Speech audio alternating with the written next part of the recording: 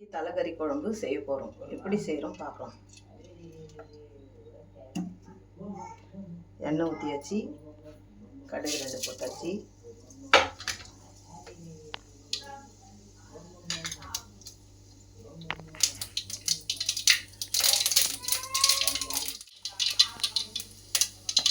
வெங்காயம் 2 வெங்காயம் பெரிய வெங்காயம் கட் பண்ணி வச்சுருக்கேன்.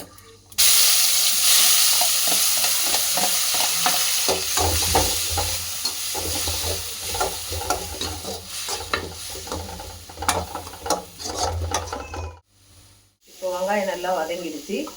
இஞ்சி பூண்டு பேஸ்ட் நம்ம 1 ஸ்பூன் போடுறோம். இஞ்சி பூண்டு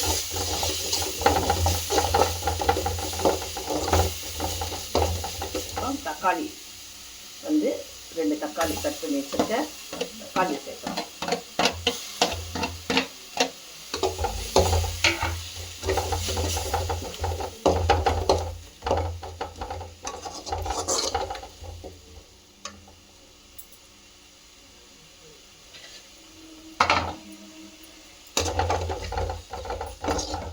நல்லா இப்போ சேர்ந்து நல்லா வதங்கி வரணும்.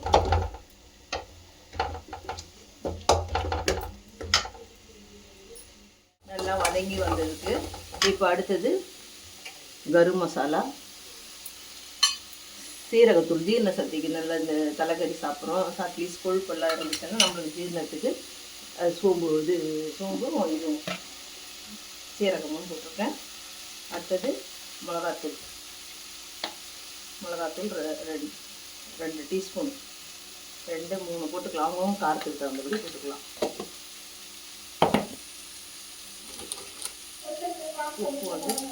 உப்பு கொஞ்சம் போட்டுட்டு எல்லாம்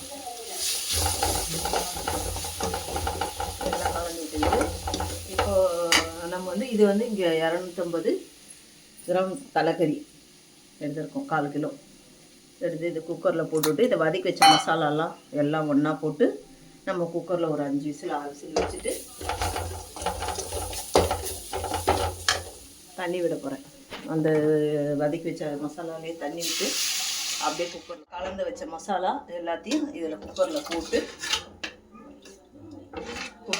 குக்கர் விசில் ஒரு 6 விசில் வைக்கணும்.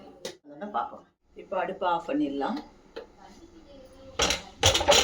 ஆஃப் பண்ணிவிட்டு குக்கர் மூடியை எடுத்துட்டு பவுலில் மாற்றிக்கலாம்.